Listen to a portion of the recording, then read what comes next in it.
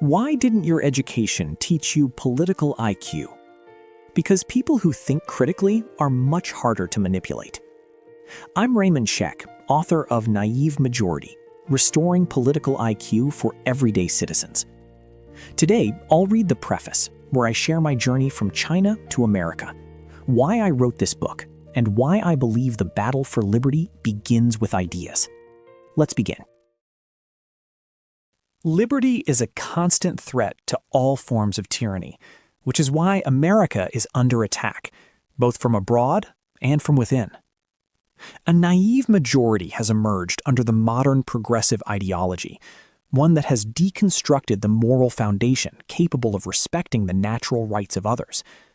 The only way to preserve American liberty is to restore the ideas that founded this nation, a deep understanding of both human dignity and human depravity, and to rebuild the political IQ of everyday citizens.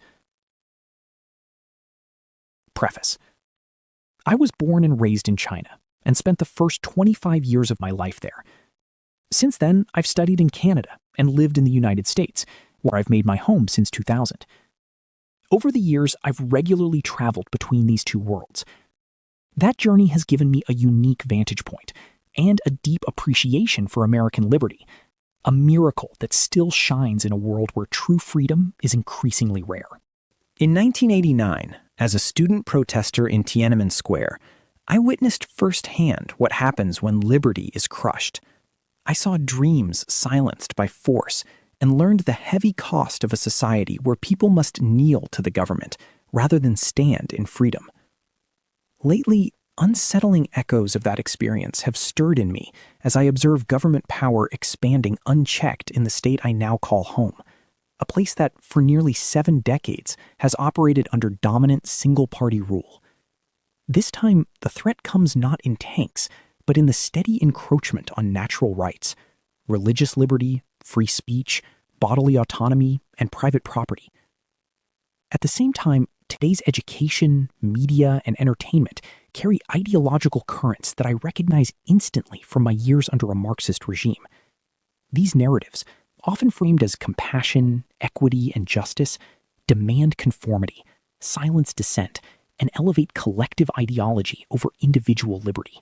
Frequently branded as woke culture, they may appear kind and progressive, yet they risk eroding the very foundations that sustain freedom of this nation. To voice my concerns, I ran for state representative a few years ago.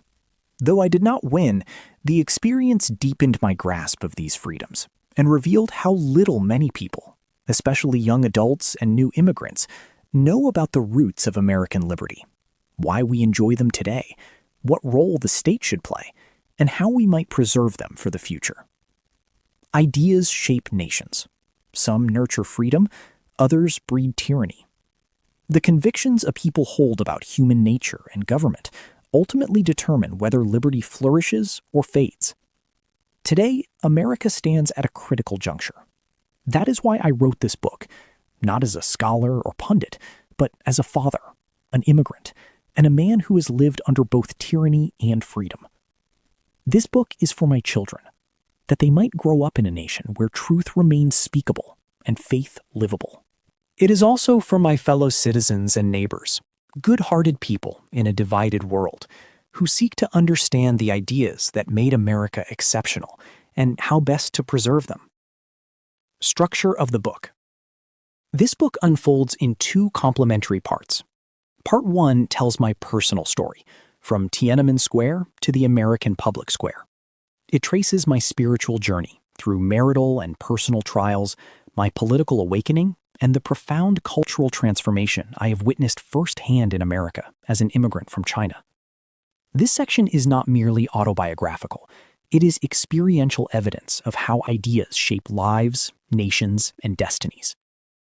Part 2 offers a practical framework for rebuilding what I call political IQ, a set of tools designed to restore clarity, judgment, and courage in a confused age. This framework rests on 4 pillars: worldview, principles, reason, and knowledge. Together, they equip ordinary citizens to think critically, resist manipulation, and act wisely in public life. Together, These two parts form an integrated whole, grounded in a sober view of human nature and a clear-eyed understanding of power. Sustainable democracy depends not on perfect leaders, but on virtuous citizens, people who understand both human dignity and human depravity. True freedom is not the absence of restraint. It is the presence of morality, accountability, and conscience. Message of the book. America is deeply divided, but division itself is not the real crisis. It is a warning signal and an invitation to return to the roots of American liberty. The American founders understood a hard truth about human nature. All men are created equal and equally fallen. Like gravity in physics, sin is the constant of social life. Rather than denying this reality, the founding generation designed a system that accounted for human weakness while unleashing human potential. By restraining power and protecting liberty, they launched the rocket of freedom. And against all historical odds, it carried a nation to heights no free people had reached before. That achievement was nothing short of an American miracle. From this moral realism flowed natural rights, freedom from rights, not freedom to entitlements, rights that restrain coercion rather than demand provision, rights that protect human dignity rather than manufacture dependence. The central challenge facing America today is that much of the modern progressive left has deconstructed this foundation. Instead of safeguarding natural rights, it elevates entitlement rights, such as expansive welfare programs and equity mandates that require ever-growing government power. Over time, this expansion concentrates authority in the state, drives away enterprise and innovation, and replaces liberty with managed dependence. What emerges is not compassion, but a soft tyranny that increasingly burdens and constrains the very people it claims to serve. This book examines how we arrived at this moment and offers a path forward. Freedom can be recovered, but only if we remember what made it possible in the first place. The printed edition includes a page of acknowledgments to everyone who contributed to this book. I'm deeply grateful for their encouragement, editing, and support. If we are to preserve the precious fruits of liberty for our children and generations to come, we must fight, firmly and without apology, to protect its deepest roots, the faith, the moral tradition, and the enduring truth that once made this nation truly great. That concludes the preface.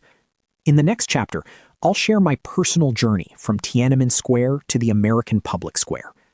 Thank you for listening.